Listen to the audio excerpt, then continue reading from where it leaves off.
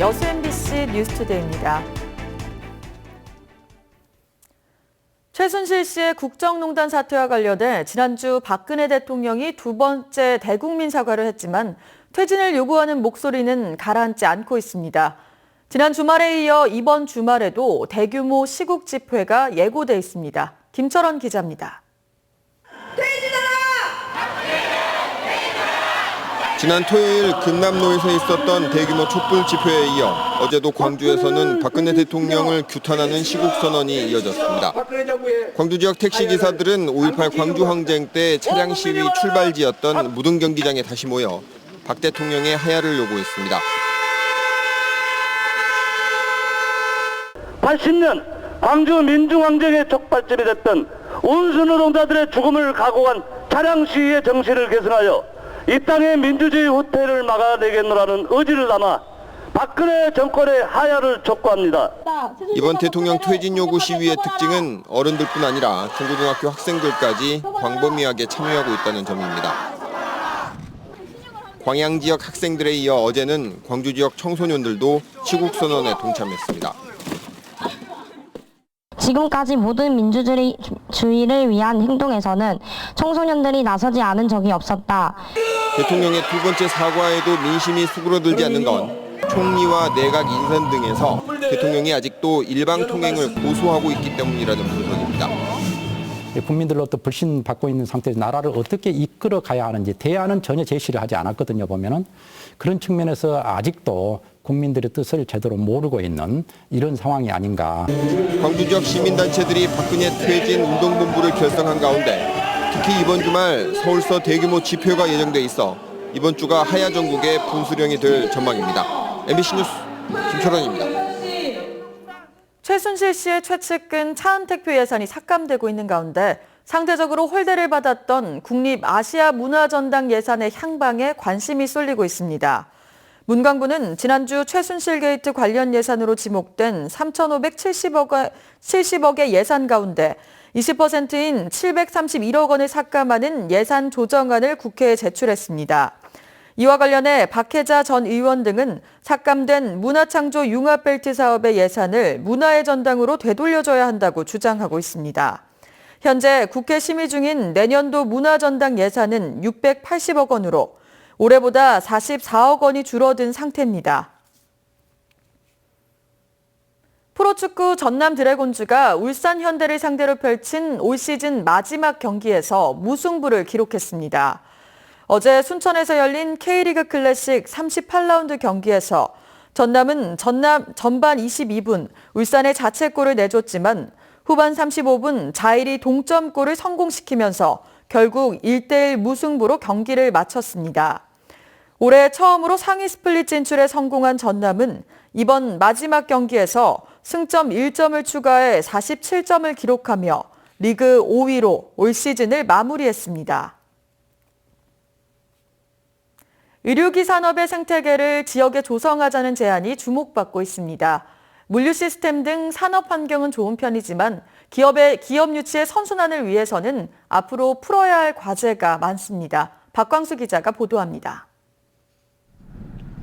의료용 카메라와 각종 기기를 만드는 연매출 40억 규모의 의료기기 전문 회사입니다. 올해 초 이 업체가 경기도 군포에서 이곳 율촌산단으로 이전한 건 우선 생산비용 절감을 위해서였습니다.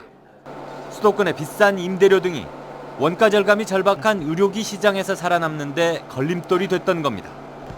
광양항을 낀 우수한 물류 인프라와 함께 자유무역 지역의 관세 혜택까지 기대 요소였습니다.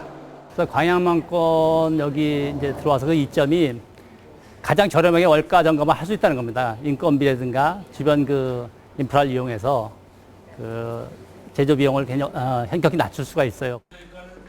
광양보건대와 경제청이 마련한 최근 심포지움에서는 이 같은 지역의 장점을 의료기기 산업군 육성에 적극 활용하자는 주장이 이어졌습니다.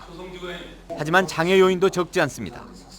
지역 차원의 금융과 정책 지원 등이 전무하고 사업에 대한 기관의 인식 부족도 한계 요인이 되고 있습니다. 여기에다 현재 전남 지역 관련 기업체는 단 10군데로 이마저도 각지에 흩어져 기업 클러스터의 선순환을 기대하기 어려운 현실입니다.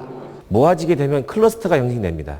그러면 이제 국가적인 차원이나 또는 지방자치단체에서도 이제 지원 정책을 마련하게 될 거고, 마련하게 되면 이제 다른 지역에 있는 기업들도 이 지역에 이제 장점들이 있는데, 비교적 좋은 입지 환경이라지만 실제 기업 유치로 이끌어내기는 녹록치 않은 상황.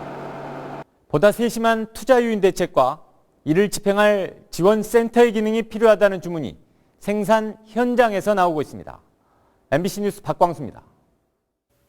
여수시가 2년 연속 관광객 1,300만 명 유치를 위한 다양한 대책 마련에 나섰습니다.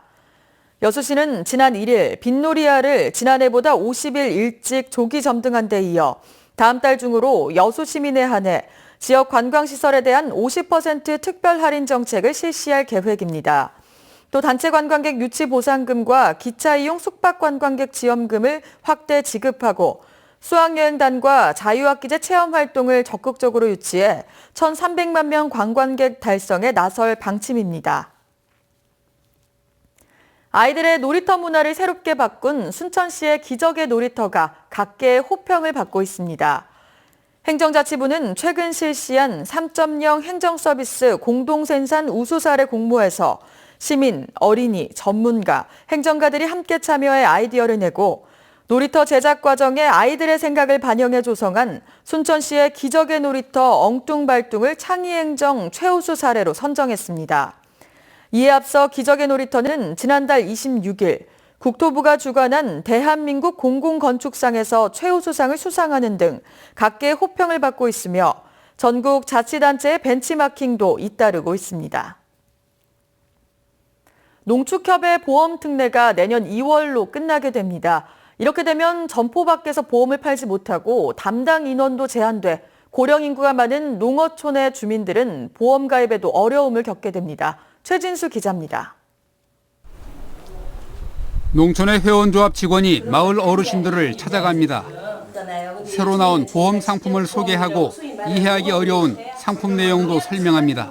노인당이나 회관이나 이런 데 가서 설명을 해드린다거나 해서 하시는 부분이 좀 많이 있습니다. 그래서 한 70% 이상은 차지하는 것 같습니다.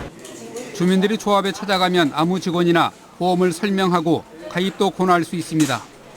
하지만 이런 특례가 끝나면 방문 판매가 금지되고 주민들이 조합을 찾아가도 2명의 직원만 보험을 안내할 수 있습니다. 실질적으로 농협의 창구에 와서 한 분 한 분 그런 설명을 듣기에는 불가능하다고 봅니다.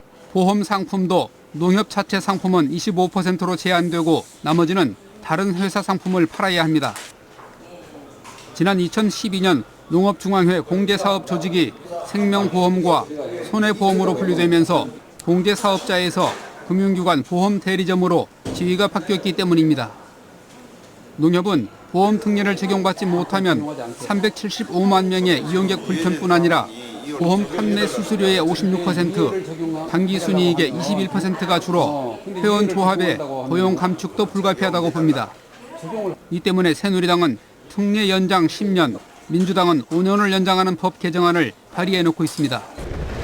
농어촌 회원조합은 최순실 정국에 빠진 국회가 보험 특례를 연장하는 보험업법 개정안을 연내에 통과시킬 수 있을지 우려하고 있습니다. MBC 뉴스 최진수입니다.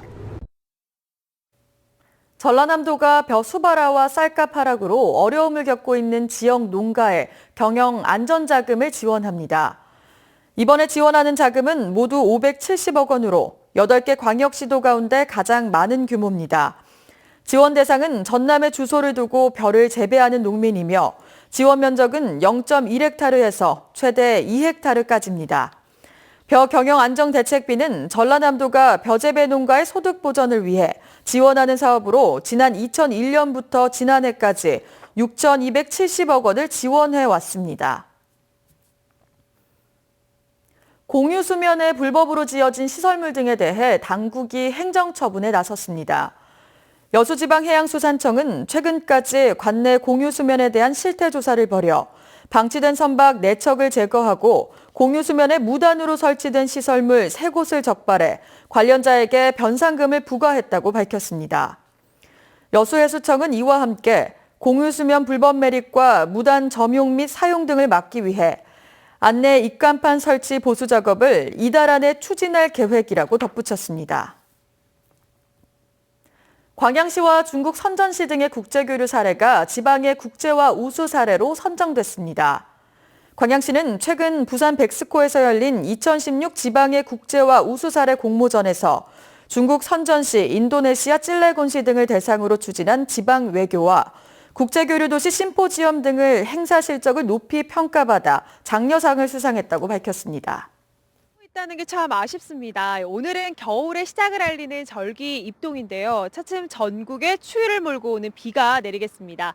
차차 하늘이 흐려지면서 오후에 서울 등 중부지방을 시작으로 밤에는 그 밖에 전국에서 비가 내릴 텐데요.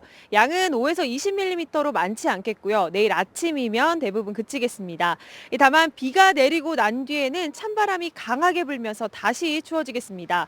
내일 서울의 아침 기온 2도, 모레에는 영하 2도까지 곤두박질 치니까요. 겨울 외투를 미리 준비하시는 등 추위 대비 단단히 하셔야겠습니다. 출근길 현재 기온 보시면 서울 11.9도, 광주 10.1도, 대구 9.7도로 크게 춥지 않은데요. 한낮에는 서울 16도, 대전 17도, 광주 19도 안팎까지 오르겠습니다. 금요일에는 중부지방을 중심으로 비 예보가 들어 있습니다. 날씨였습니다.